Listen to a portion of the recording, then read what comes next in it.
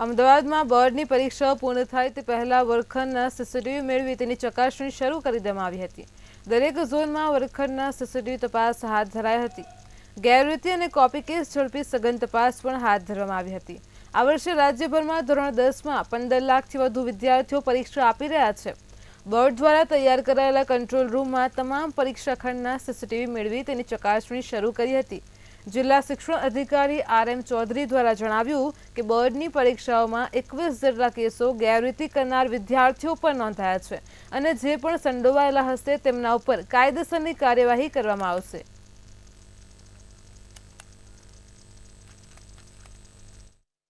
અમદાવાદ શહેરમાં 1 લાખથી વધુ વિદ્યાર્થીઓએ પરીક્ષા આપી।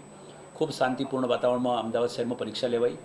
ગેરરીતિની વાત કરું તો અત્યાર સુધીમાં 21 જેટલા કુલ ગેરરીતિના કેસ નોંધાયા છે। એમાં સીધા પ્રત્યક્ષ સ્થળ ઉપર જે છે 5 કેસ નોંધાયા છે। બાકીના 16 કેસ છે સીસીટીવી વ્યુઇંગમાં પકડાયા છે। અમે એ બોર્ડમાં મોકલી આપીશું। બોર્ડ દ્વારા હવે આગામી શિક્ષા કોષ્ટકને ધ્યાને લઈ એના પર નિર્ણય કરવામાં આવશે।